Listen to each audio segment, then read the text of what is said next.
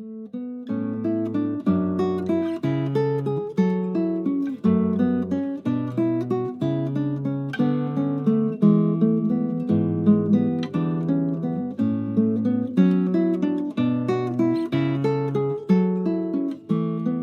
bem, pessoal. Então vamos lá.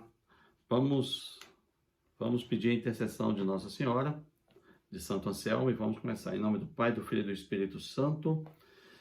Pai nosso que está no céu, santificado seja o vosso nome, venha a nós o vosso reino, seja feita a vossa vontade, assim na terra como no céu. O pão nosso de cada dia nos dai hoje. Perdoai-nos nossas ofensas, assim como nós perdoamos a quem nos tem ofendido. Não nos deixeis cair em tentação, mas livrai-nos do mal. Em nome do Pai, do Filho e do Espírito Santo. Muito bem. O livro de Números é o quarto livro do Pentateuco, daquele primeiro grupo de livros da Bíblia, dos primeiros 5 livros da Bíblia. Não é? Nós temos Gênesis, Êxodo, Levítico, Números e Deuteronômio. Esses livros, no caso de Gênesis, nós temos toda a parte da criação, nos capítulos de 1 até o capítulo 11, que é aquela parte que eu chamo de proto-história, da primeira história, ou que seria uma espécie assim de pré-história da revelação de Deus. E a partir do capítulo 12 do livro de Gênesis, nós temos a história dos patriarcas, Abraão, depois Isaac, depois Jacó, José e a ida para o Egito. E aí termina o livro de Gênesis com a escravidão no Egito. O livro de Êxodo nos conta o início da libertação do povo israelita do Egito, sob a liderança de Moisés. E o ponto alto do livro de Êxodo é a aliança do Sinai. É aquele momento em que Deus entrega a lei, o básico da lei, que são os 10 mandamentos, não é? Para Moisés no Monte Sinai. Você tem aquele episódio do bezerro de ouro, a renovação da aliança do Sinai e a complementação das leis. Nós já lemos o livro de Êxodo. O livro de Levítico, né, é um livro eminentemente voltado para o culto israelita. Não é? Por isso que quando lemos o livro de Levítico, ele faz muito a descrição de como se faz os sacrifícios dos animais, os sacrifícios, né, por expiação de pecados, de holocausto, de louvor a Deus. E o livro de Levítico também complementa a legislação que Deus coloca para Moisés, não é, no Monte Sinai. O livro de Números, que é o livro que nós estamos lendo agora, ele é um livro curioso, porque ele vai contar, e a gente vai ver isso agora, uma coisa curiosa. A viagem, e eu já disse isso aqui, a viagem entre o Egito e a Terra Prometida, a Terra de Canaã, não deveria durar mais do que alguns anos. Aquilo ali, mesmo você tendo milhares e milhares e milhares de pessoas, aquela viagem deveria durar no máximo uns 2 anos. Uma caravana de camelos, de mercadores, fazia a viagem entre o Egito e a terra de Canaã em questão de meses. No entanto, o povo de Israel levou 40 anos para fazer essa viagem. O porquê desses 40 anos é algo que está no livro de Números. É o livro de Números que nos traz essa explicação. Por isso que eu quis fazer hoje essa live sobre o livro de Números. Porque a gente fala com frequência que o povo de Israel gastou 40 anos no êxodo entre o Egito e a terra de Canaã. Mas por que gastou-se 40 anos, quando essa viagem poderia ser feita desde alguns meses até 1 ano, 1 ano e meio, 2 anos no máximo? Essa questão é resolvida no livro de Números. Essa é um dos temas que eu gostaria de trazer hoje, né? O livro de Números, ele seria a sequência normal do livro do Êxodo, já que o livro do Levítico é essencialmente um livro de prescrição de sacrifícios e um livro de legislação, ou seja, Levítico não conta muito a história da viagem. Quem conta a viagem do povo de Israel pelo deserto é o livro de Êxodo e o livro de Números. Então vamos pensar primeiro numa divisão do livro de Números. E aí eu vou escolher alguns tópicos importantes do livro de Números. São 4 tópicos para a gente conversar. O livro de Números, ele pode ser dividido em 3 partes. Do capítulo 1 ao capítulo 9, do capítulo 10 ao capítulo 21 e do capítulo 22 ao 36. No primeiro momento, ou na primeira parte, no primeiro capítulo, o livro de Números, ele trata do povo ainda ali no Monte Sinai. Isto é, Moisés sai do Egito, atravessa o Mar Vermelho com o povo e desce pela península do Sinai, não é? Pela península de Suez, né? Como queiram, e vai para o Monte Sinai, onde Deus faz aliança com o povo, aliança no sentido de que ele seria o Deus daquele povo, aquele povo seria um povo diferenciado, porque eles teriam uma relação pessoal com Deus, mas Deus impunha àquele povo uma série de preceitos, a começar pelos 10 mandamentos, e uma série de outros preceitos, de outras leis, e de um sistema de culto, de religião, baseada no sacrifício de animais para expiação de pecados. Sacrifícios esses que apontavam como prefigurações do sacrifício de Cristo na cruz. Então Deus estava preparando aquele povo para ser como se fosse uma representação de Deus, não é? Na face da terra. E a partir daí, Deus preparar o mundo para o advento de nosso Senhor Jesus Cristo. Então, quando o povo vai para o Sinai, para o Monte Sinai, não é? Deus faz ali com o povo a aliança do Sinai. E quando eles saem do Sinai para irem à Terra Prometida, essa saída do Sinai são esses 10 primeiros capítulos do livro de Números. Então, o livro de Números começa com a saída do Sinai para a Terra Prometida. E a primeira providência, uma providência curiosa, que Deus manda que eles façam, é um recenseamento. Isto é, Deus manda Moisés contar o número de pessoas que saiu do Egito e que está ali no Monte Sinai, que está ali celebrando aquela primeira aliança. Por isso, esse livro recebe o nome de Números, porque é feito um recenseamento logo quando eles vão sair do Sinai. E lá no final, alguns anos depois, será feito um segundo recenseamento, ou seja, essa caminhada de 40 anos, durante essa caminhada, Moisés faz 2 recenseamentos do povo, ou seja, 2 contagens das pessoas que saíram do Egito. Então, essas contagens levam a colocar o nome no livro de Números. Então, essa é a razão desse livro se chamar Números. Então, os primeiros capítulos são uma contagem do povo. Isso vai consumir aí uma leitura, uma organização das tribos, como eles se acampam. É uma leitura bastante cansativa, mas a ideia é saber quantas pessoas saíram do Egito. E aí, nesse recenseamento, o texto bíblico nos informa coisa de 601 mil pessoas que saíram do Egito. Pois bem, e aí eles saem do Sinai, né, se preparam para sair do Sinai, fazem o recenseamento, e isso já tem mais de 1 ano que eles saíram do Egito. Veja só, olha que interessante. Eles saem do Egito, e logo que eles saem do Egito, da condição de escravos, Deus manda que eles celebrem a primeira Páscoa, porque a Páscoa será a festa comemorativa da saída dos israelitas do Egito para uma vida de liberdade. Então, a Páscoa, e Páscoa tem esse sentido, né? A palavra Páscoa significa passagem.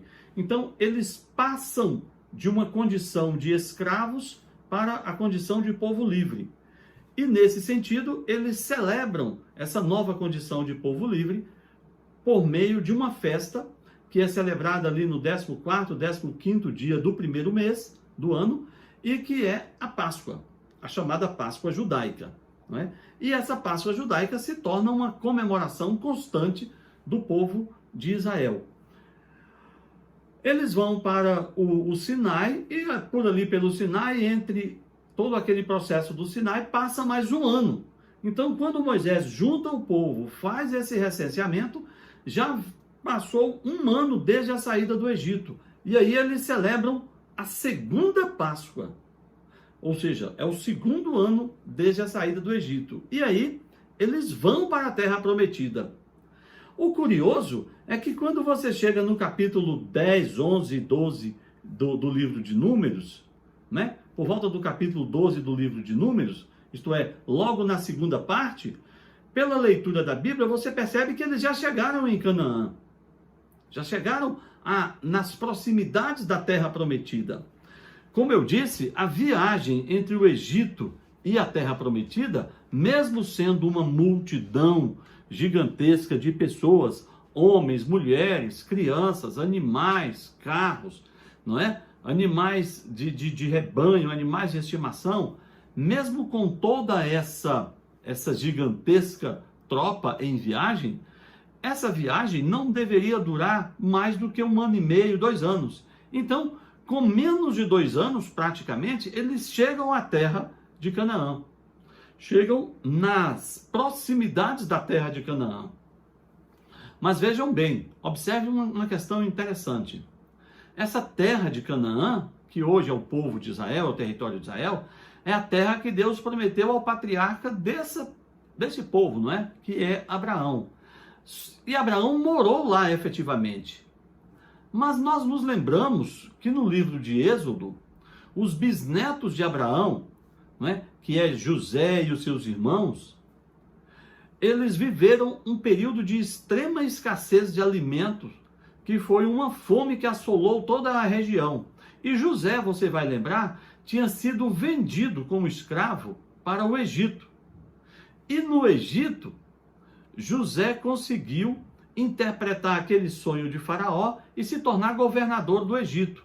Então, esses descendentes de Abraão que estavam em Canaã, não é, vão para o Egito, porque lá era o único lugar que tinha alimentos, vão para o Egito fugindo da fome, ficam lá no Egito, e com o passar do tempo, eles são dominados pelos egípcios e se tornam escravos. E por lá eles ficam 400 anos como escravos, um pouco mais de 400 anos.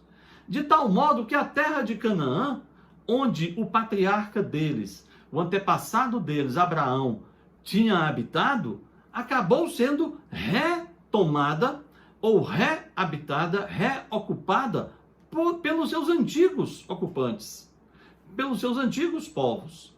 Então veja, eles estão voltando para a terra de Canaã mais de 400 anos depois de terem saído.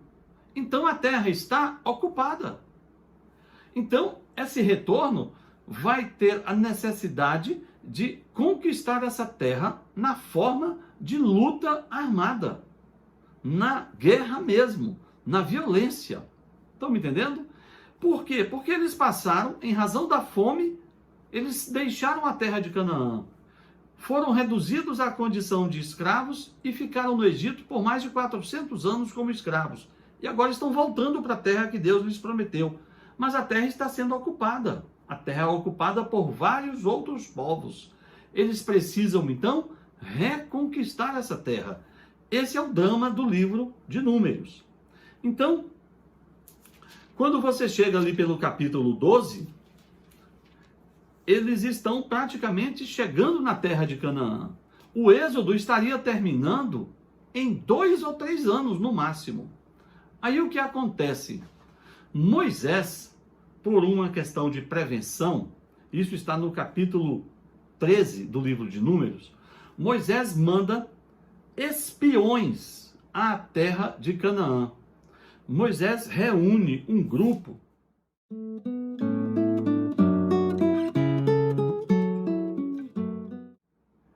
de 24 homens, 2 homens de cada tribo, e esses homens vão entrar na terra de Canaã disfarçados, não vão se identificar como israelitas, não vão se identificar como pretendentes daquela terra, como homens que vão querer dominar aquela terra. Eles entram lá como espiões e fazem uma caminhada em toda a terra.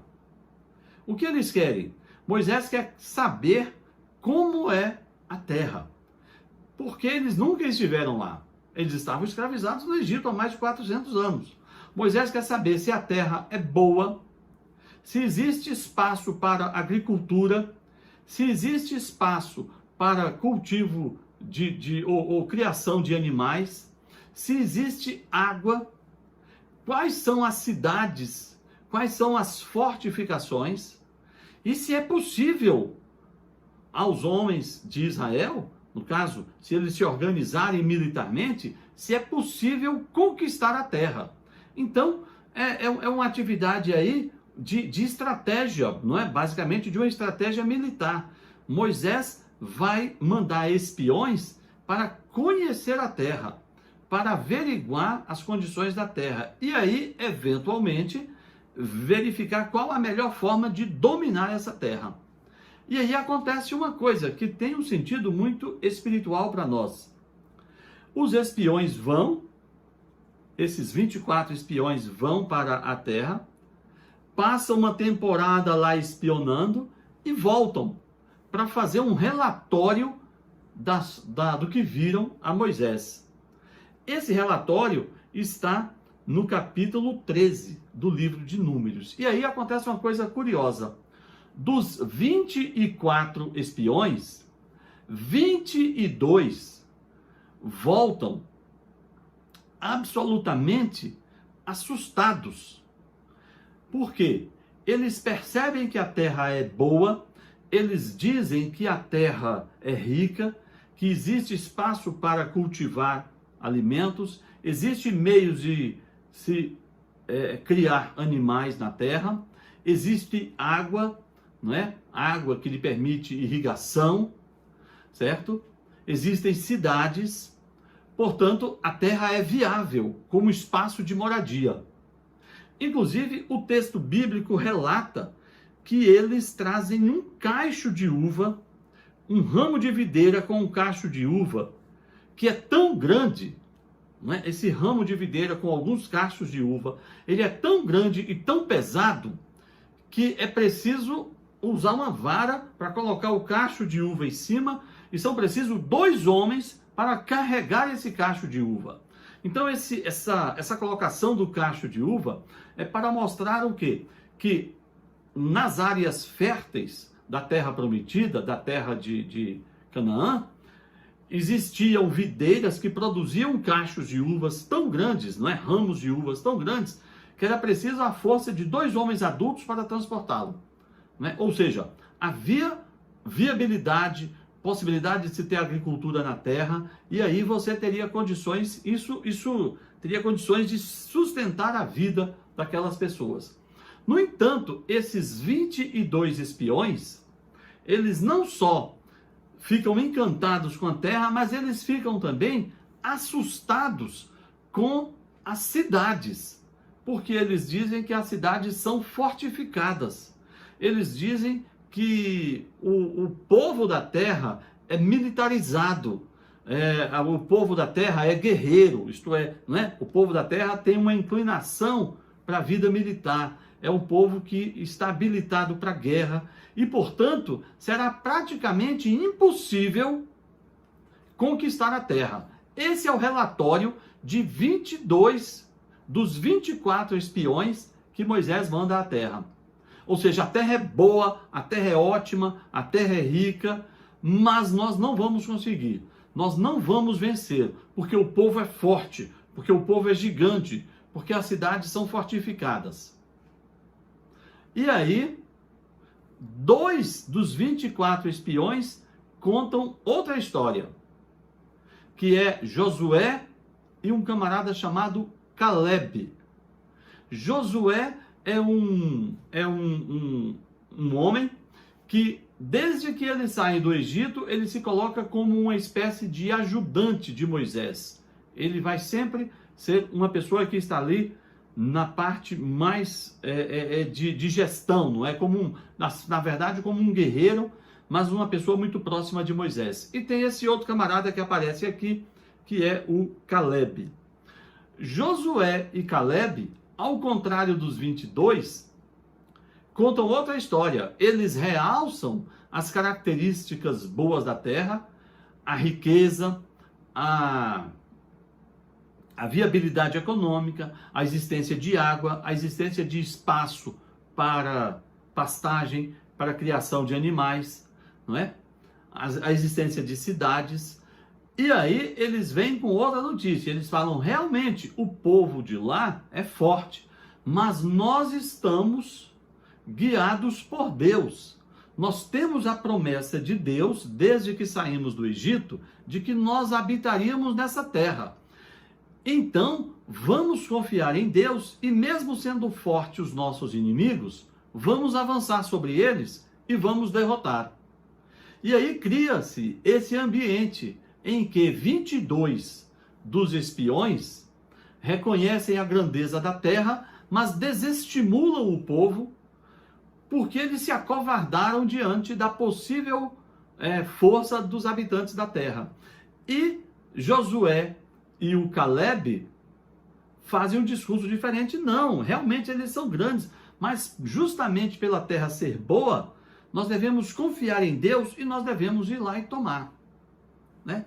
Aí a lição você toma. Essa aí é um texto que nós podemos aplicar na nossa vida imediatamente. Não é preciso muito estudo para você verificar na vida quantas vezes você, diante de dificuldades, tende a se desanimar, não é? Todos nós temos essa tendência dos 22 espiões, não é? De, diante da dificuldade, reconhecer até a terra boa, que é a vida cristã, reconhecer até a terra viável, que é a vida cristã, reconhecer a viabilidade de sermos bons cristãos, mas nos acovardarmos diante da dificuldade de viver o cristianismo de uma maneira efetiva e concreta no mundo de hoje, não é?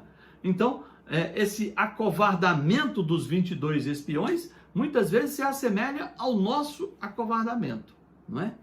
E o Josué e o Caleb são os dois que vão peitar o povo e falar, não, vamos lá e vamos conquistar a terra, não é?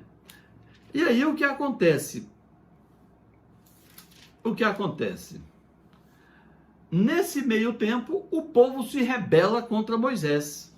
O povo se rebela contra Moisés em razão dessa dificuldade de conquistar a terra. Porque o povo vai chegar para Moisés e voltar com aquele discurso. Antes estivéssemos no Egito. Porque no Egito, apesar de sermos escravos, tínhamos o que comer. A saudade que esse povo tem do Egito é muitas vezes a saudade ou o acovardamento que o cristão tem dos tempos de sua vida em pecado, né? Isso é um risco que todos nós corremos. A história desse povo no deserto é um conjunto vamos dizer assim, gente, de instrução para a nossa vida, né? E o que acontece? Moisés, então, vai ouvir uma voz de Deus, porque Deus vai ficar, usando uma linguagem humana, Deus vai ficar profundamente irritado com o povo. É óbvio, gente, que Deus não se irrita no sentido humano. Deus não tem esses nossos sentimentos próprios, não é? A Bíblia diz, às vezes, atribuindo a Deus um sentimento humano para compreendermos, não é, a mensagem de Deus. Mas Deus, então, diante da incredulidade do povo, Deus vai fazer a seguinte afirmação: nenhum de vocês que saiu do Egito vai entrar na terra prometida. Olha só isso. Nenhum dos que saíram do Egito vai entrar na terra prometida. Porque por sucessivas vezes esse povo reclamou das dificuldades, Moisés intercedeu a Deus e Deus supriu as necessidades deles, seja de água, seja de comida, seja de doenças. E diante de todas as dificuldades, eles sempre lamentavam terem saído da condição de escravos do Egito. Então, Deus vai castigar esse povo com essa promessa. Mas Deus faz uma exceção. Apenas Calebe e Josué, dos que saíram do Egito, entrarão na terra prometida. Todo esse povo vai vagar pelo deserto. Deus então faz Moisés mudar de direção. Eles estavam quase chegando na terra prometida e Deus faz então eles mudarem de direção e voltarem para o deserto. E aí eles vão passar pelo deserto por 40 anos, quase 40 anos, não é? Até que toda aquela geração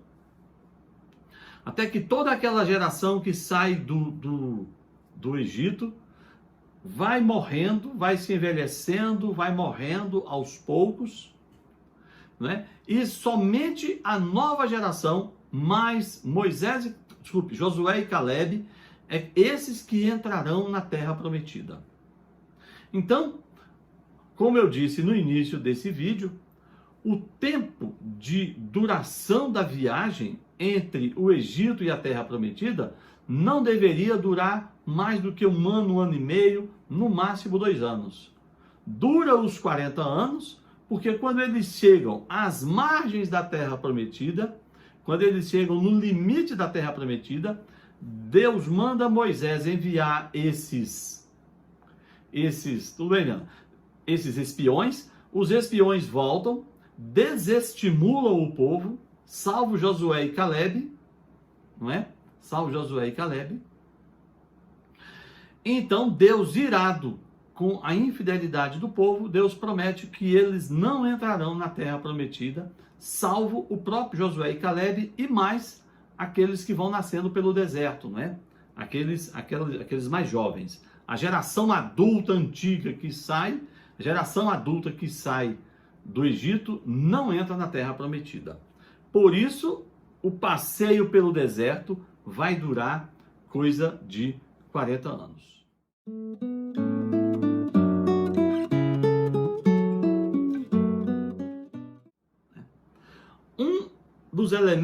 Um dos momentos de tanta reclamação desse povo é o evento das chamadas Águas de Meriba, que vão inclusive compor um salmo. Depois disso, nós vamos ver esse salmo já. Veja como é o texto de Números capítulo 20. Eu vou ler aqui para a gente, é um texto rápido.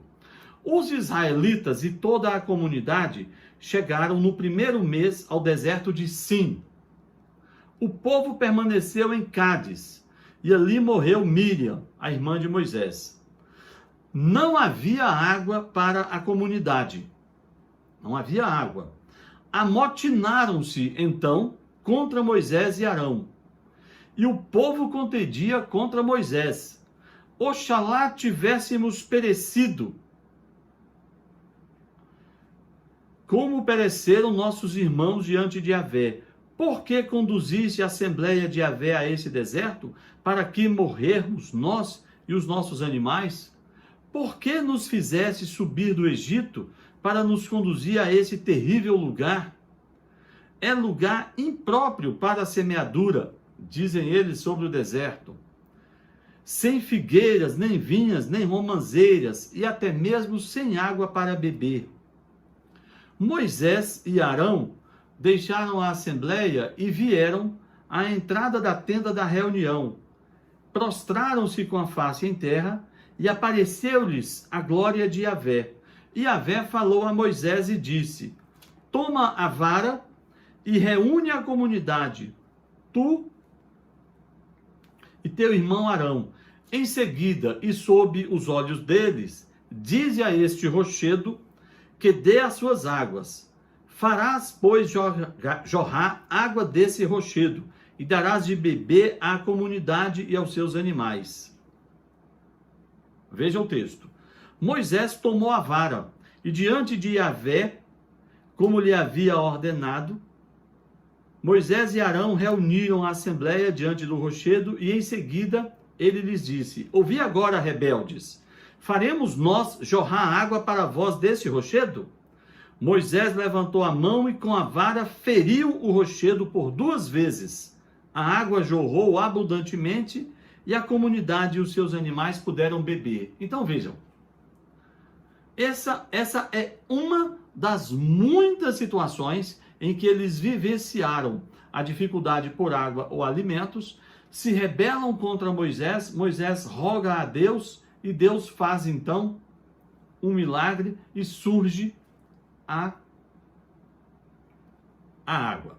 Então veja, nesse caso, um lugar chamado Meriba. Aqui acontece uma coisa interessante. Se você prestou atenção no texto, Deus manda Moisés dizer ao rochedo para dar a água. E Moisés toma a vara e bate no rochedo, em lugar de dizer. Há aí uma desobediência de Moisés. Há aí uma desobediência à ordem que Deus dá a Moisés. De um modo geral, a questão da água foi solucionada, no sentido de que da rocha brotou água e o povo bebeu, os animais beberam e aquela causa de reclamação desapareceu. Mas Deus fala a Moisés. Então Yahvé disse a Moisés e a Arão: visto que não crestes em mim, de modo a me santificardes aos olhos dos israelitas, não fareis entrar esta assembleia na terra que lhe dei. Estas são as águas de Meriba, onde os israelitas contenderam com Yahvé e onde manifestou-lhes a santidade. Então veja, nesse evento, Deus vai vedar até a entrada do próprio Moisés na terra prometida. Por conta da forma como Moisés agiu, o próprio Moisés será castigado com o não ingresso na terra prometida, ele e o seu irmão Arão. De modo que, dos homens adultos, das pessoas adultas que saem do Egito, somente o Caleb e o Josué vão entrar. Esse evento de Números capítulo 20, ele vai ter um salmo produzido, escrito, em razão desse dia. E é um salmo muito bonito, que é o Salmo 94. Depois, quando você tiver tempo, faça uma leitura do Salmo 94. Neste salmo, o povo de Israel faz um louvor a Deus, como o Deus criador de todas as coisas, como o Deus provedor, como o Deus maior que todos os deuses. Então é um salmo de adoração em que, por meio da sua leitura, você está exaltando Deus acima de tudo e de todos. É interessante que a partir do verso 7, no salmo, você tem uma mensagem de Deus para o povo, porque esse salmo foi escrito muito tempo depois, não é? Para o povo que viveu depois, lamentando essa desobediência do tempo do deserto. E isso serve para a gente. O Salmo 94, quando lamenta a desobediência dos israelitas no deserto, é uma forma de nos fazer também lembrar da nossa desobediência, da nossa, muitas vezes, infidelidade. Ou seja, é um lamento para que nós não incorramos no risco da desobediência que o povo de Israel, no deserto, no evento de Meriba, incorreu. E o castigo que eles receberam foi o castigo de não entrar na terra prometida. Na parte final, o lamento que Deus faz sobre o povo de Israel é esse. Oxalá ouvisseis hoje a sua voz, não fecheis os corações como em Meriba, como em Massa no deserto aquele dia,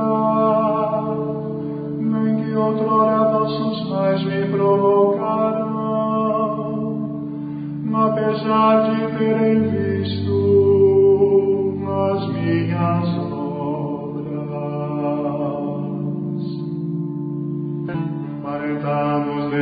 sobre aquela nação.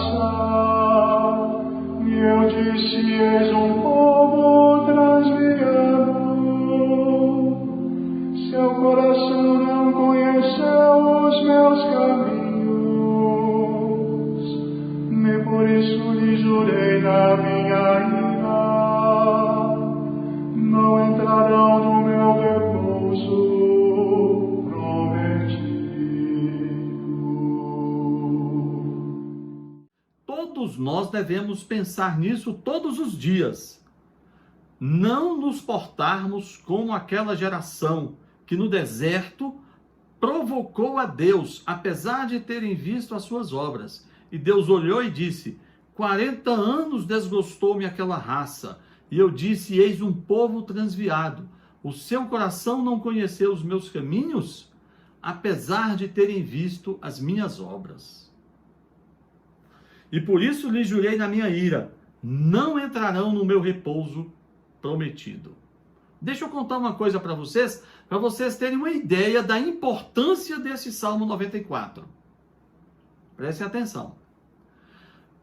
Os padres, bispos, diáconos, leigos consagrados, frades, freiras e monges, todos os religiosos, inclusive o Papa Francisco, são obrigados a realizarem ao longo do dia, de todos os dias, um conjunto de orações chamada de liturgia das horas. Talvez alguns de vocês que estão assistindo esse vídeo ou que vão assistir já tenham ouvido falar da liturgia das horas. Saiba que o seu padre, o seu pároco, o seu vigário tem de rezar todos os dias a liturgia das horas, pelo menos em 3 horários. As laudes pela manhã, a hora média meio-dia, as vésperas no final do dia e as completas antes de dormir, 4 horários. Isso pode variar um pouco de diocese para diocese. Mas vejam, as laudes, que faz parte da liturgia das horas e que é rezada pela manhã, praticamente todos os dias os padres, as freiras, os consagrados, os monges, os bispos, os religiosos, leem esse Salmo 94. Esse Salmo 94 é um salmo que é rezado todos os dias pelos religiosos, todos os dias pelos padres. E para que isso? Para que esse povo, que são os padres, os religiosos, os consagrados, todos os dias façam menção dessa parte final, para não incorrerem no risco que incorreu o povo no deserto, de vermos as obras de Deus, vermos as mãos de Deus e mesmo assim reclamarmos, mesmo assim nos rebelarmos. Por isso que os padres são obrigados praticamente a ler esse salmo todos os dias. É o chamado invitatório das laudes na liturgia das horas. São 4 salmos que eles podem ler, mas a maioria faz a leitura disso. Então você imagine, durante o ano, um padre vai ler o Salmo 94 365 vezes, para que isso introjete em sua mente e ele possa nos advertir quanto a esse risco. Entenderam a importância desse texto? Entendem a importância desse capítulo 20 de Números, que nos narra o evento de Meriba, do Salmo 94, que a igreja obriga os padres e os religiosos a lerem todos os dias, para que essas pessoas, quando forem orientar a nós, os leigos, estarem cientes do risco que nós corremos quando nos portamos como os israelitas no deserto. Entenderam? Vamos adiante.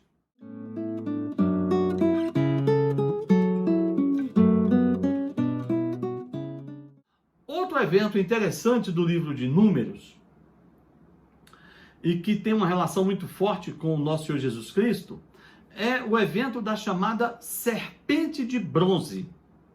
Talvez você já tenha ouvido falar dessa expressão, serpente de bronze. Se você não ouviu, se você tem algum contato com o médico, tem um médico na sua família, ou você já teve a curiosidade, um símbolo da medicina é uma haste com uma pequena serpente. Uma das formas de simbolizar a medicina, né, seria um logotipo da carreira do médico, é uma serpente envolvida em uma pequena haste. Esse evento, esse logotipo que os médicos usam como símbolo de sua profissão, decorre desse evento que está no capítulo 21 do livro de Números. Numa dessas muitas situações de rebeldia, Deus resolve castigar o povo. Eu vou ler esse texto novamente. Partiram da montanha de Or pelo caminho do mar para contornarem a terra de Edom. No caminho, o povo perdeu a paciência e falou contra Deus e contra Moisés, dizendo o seguinte: por que nos fizesse subir do Egito para morrer nesse deserto? A mesma reclamação de sempre, o mesmo enchimento. Pois não há nem pão nem água. Estamos enfastiados desse alimento de penúria. Vejam só, e ainda reclamam do maná, que era um alimento que Deus mandava todos os dias, uma espécie de pó que caía durante a noite com o orvalho, e eles podiam apanhar essa tipo um pó e juntar como se fosse uma farinha e fazer bolos. Estamos enfastiados deste alimento de penúria. Algumas traduções da Bíblia diz: estamos enfastiados deste pão vil que Deus nos manda.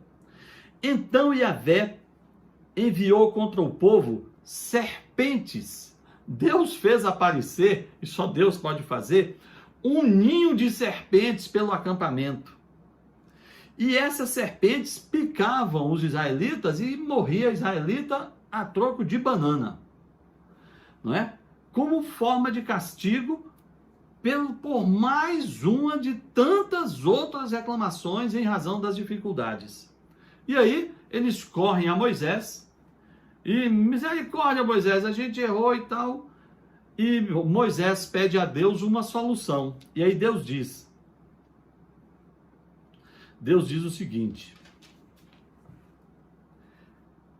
faze uma serpente de bronze e coloca em uma haste. Todo aquele que for mordido e a contemplar, viverá. Então Moisés faz uma serpente de bronze, coloca numa haste, numa vara, não é? E deixa num lugar visível. E todos aqueles que eram picados pela serpente era curado. Veja que interessante. Olha como é que a coisa funciona. Moisés faz uma serpente de bronze, no sentido de uma atividade de metalurgia, né?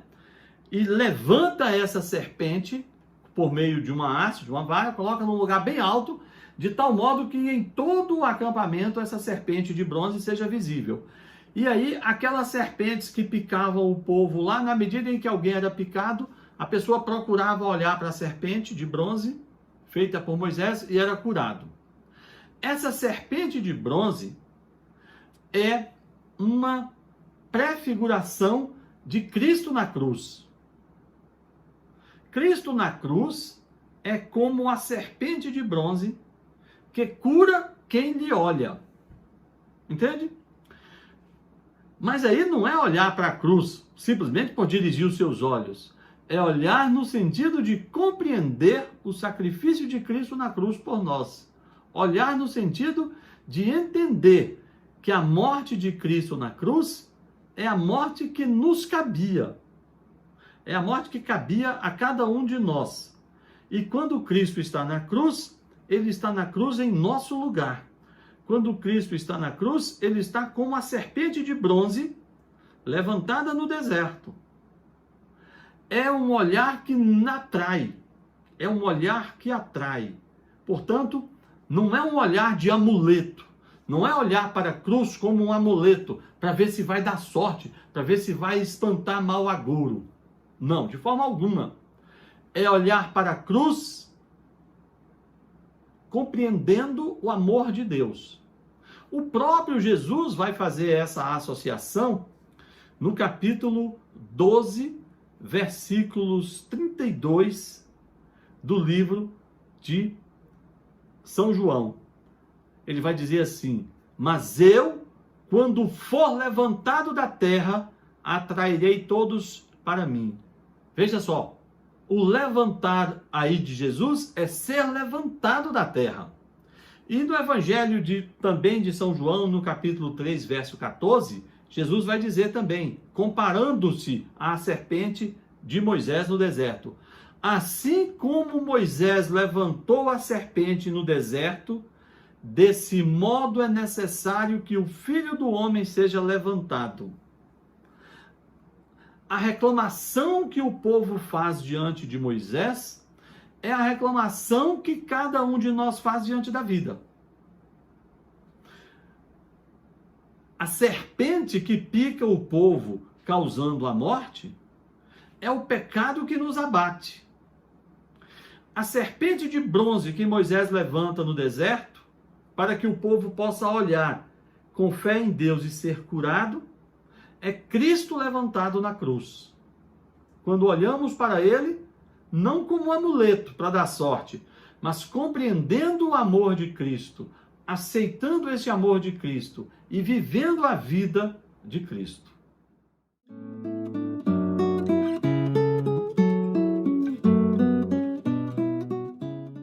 Existe uma outra história no livro de Números, e essa é a nossa última história, que é uma história muito curiosa.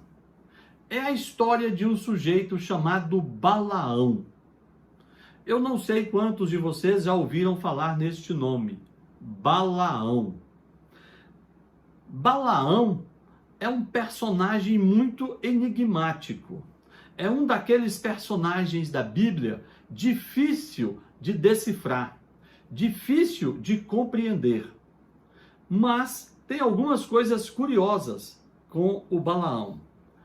Eu, pessoalmente, tenho uma certa atração pelo Balaão por conta da minha infância. Eu já comentei isso aqui, né? A gente tinha uma assinatura de uma revista adventista que tinha histórias da Bíblia em quadrinhos. Eu era criança e eu li a história de Balaão e nunca me esqueci, e isso já tem bem mais de 40 anos. O que acontece? Depois que aquela geração começa a morrer, aquele povo adulto que saiu do Egito, e depois de 40 anos rodando, eles novamente vão chegar definitivamente para entrar na Terra Prometida. Então, quando nós passamos no capítulo 20 do livro de Êxodo, aqueles 40 anos do deserto já foram deixados para trás. E eles chegaram novamente na entrada da Terra Prometida. Mas, pela configuração dos povos da época, você vindo do Egito para entrar na terra de Canaã, onde hoje é Israel, ao sul de Israel, que hoje é Israel, ao sul de Canaã, tinha um reino que era os chamados Moabitas. E o povo de Israel chega nas fronteiras desse território de Moabe. E eles precisam passar por essa fronteira para chegar à terra de Israel.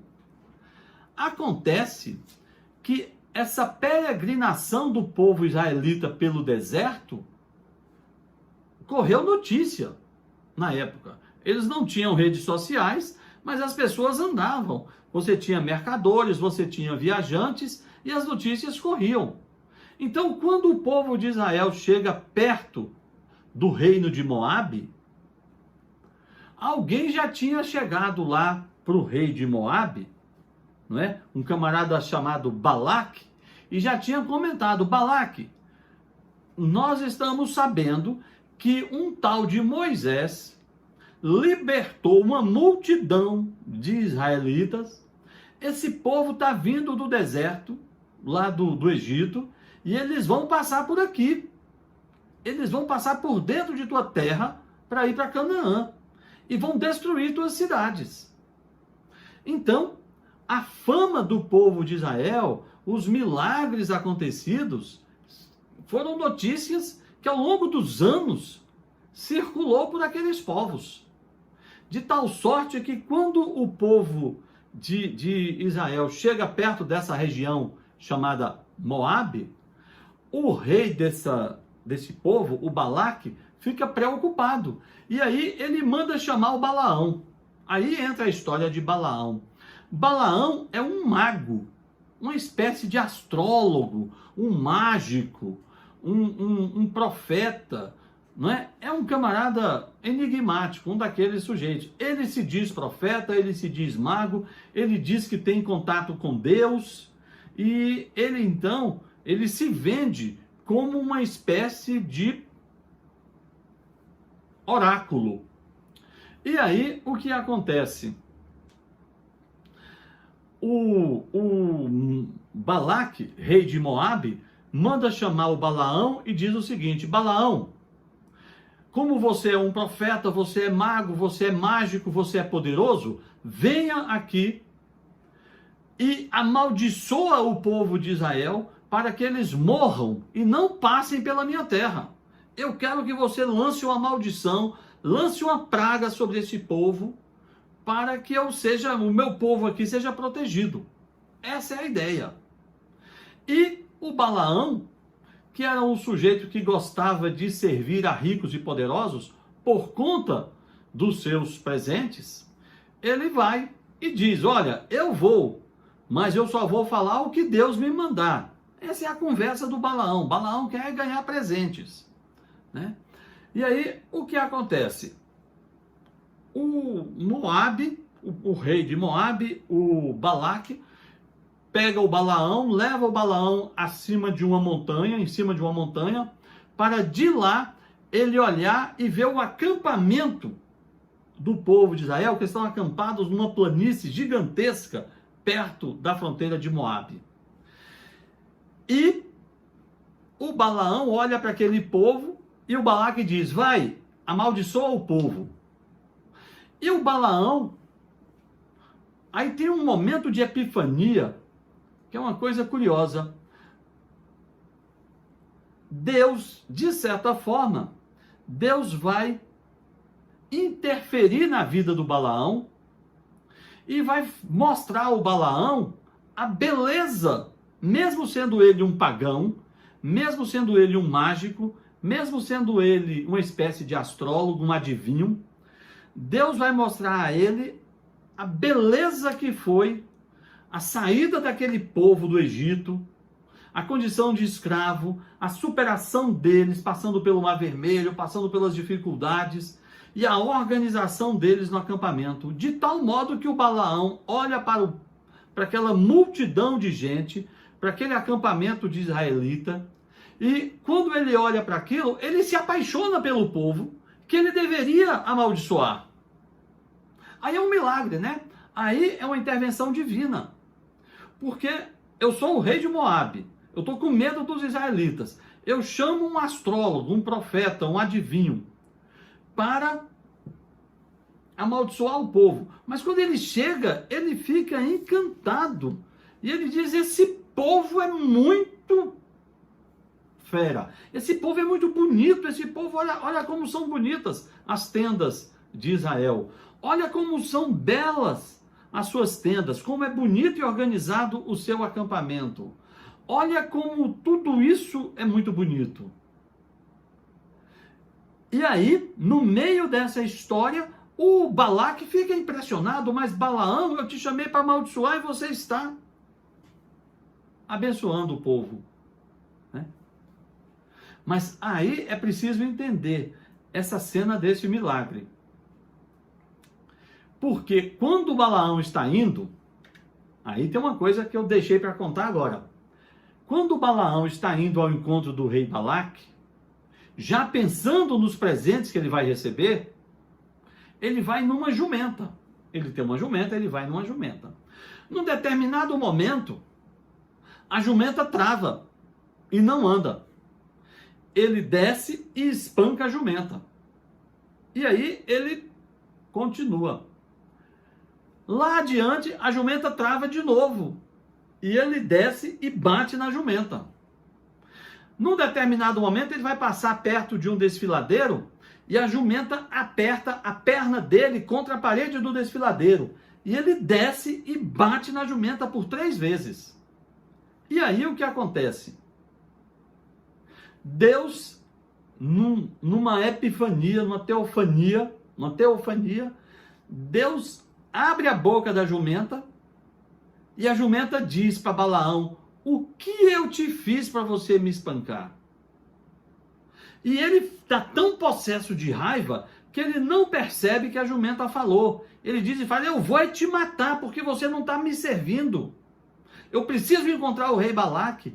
Eu vou ganhar presentes e você está me impedindo. Eu vou te matar, sua jumenta infeliz. E a jumenta continua: eu não fui sua jumenta desde que nasci. Eu não te sirvo como animal de montaria até hoje. Eu não estou aqui te servindo. E aí ele não percebe que ele está tão extasiado com a ideia de que vai servir a um rei, vai amaldiçoar o povo e vai receber presentes, que ele não percebe. E aí, num determinado momento, o texto bíblico diz que Deus abre os olhos dele, e aí ele olha e fala: meu Deus, eu estou falando com a jumenta, eu estou conversando com um animal irracional. Quando ele olha e percebe a loucura de estar conversando com uma jumenta, ele olha para frente e vê um anjo de Deus, com uma espada desembainhada, e dizendo: Balaão, a jumenta parou a primeira vez porque ela me viu. A jumenta parou a segunda vez porque ela me viu. E a jumenta impressou teu pé, a tua perna na parede porque ela me viu. Se não fosse a jumenta que me visse e parasse, com medo do anjo, eu te mataria com a minha espada, para você não amaldiçoar o povo. E aí ele percebe a loucura que ia fazer. Então, antes dessa bênção, você tem esse evento da jumenta. Não é? Esse texto é de uma riqueza fora do comum, não é? Porque primeiro você tem um milagre, que é a história da jumenta falar, não é? Mas ele tem também um ensinamento para a gente. Quantas vezes você reclama de problemas da vida, você reclama de dificuldades, todos nós reclamamos de situações, queremos tomar um determinado caminho que nos parece o melhor caminho, que nos parece a melhor alternativa, que nos parece a melhor condição, e às vezes é o caminho da morte. Né? E nós estamos aí numa situação em que um animal irracional, a jumenta, teve mais sensibilidade para ver o anjo e ver o risco de morte do que o próprio Balaão. Entende? Quantas vezes somos livrados de situações absolutamente, não é, perigosas, maldosas, ruins, em caminhos errados nos quais nós insistimos, né,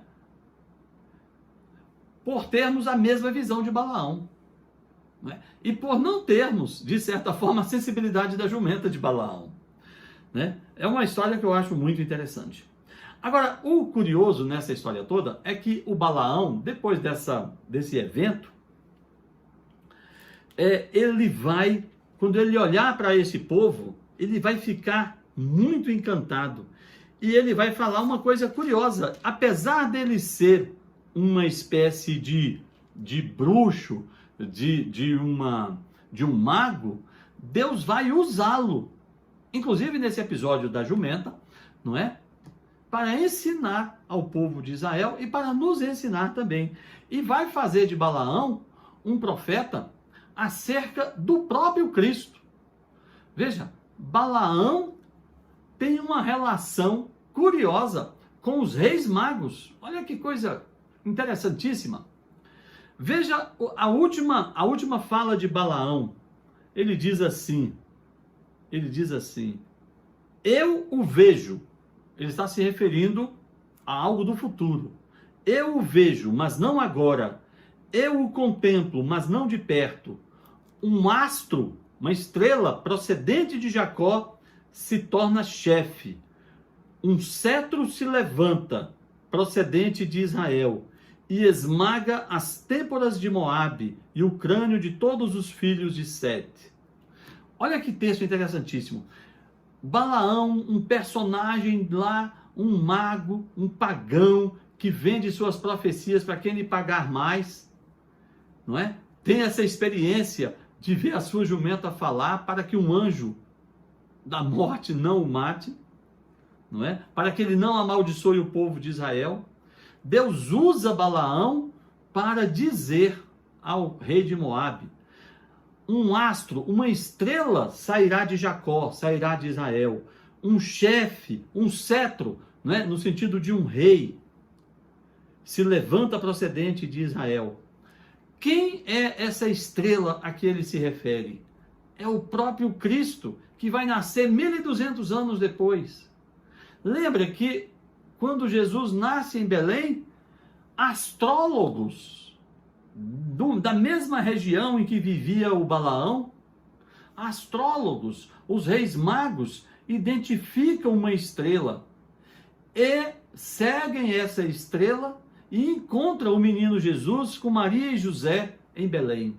Ou seja, a profecia de Balaão de que uma estrela vai indicar o nascimento de um rei, desse Balaão perdido, é a estrela que os reis magos vão seguir para encontrar o menino Jesus. Então veja que Deus vai usar um homem, não é, um mago, um perdido, para profetizar, para anunciar a vinda de um rei, que é o nosso Senhor Jesus Cristo, né?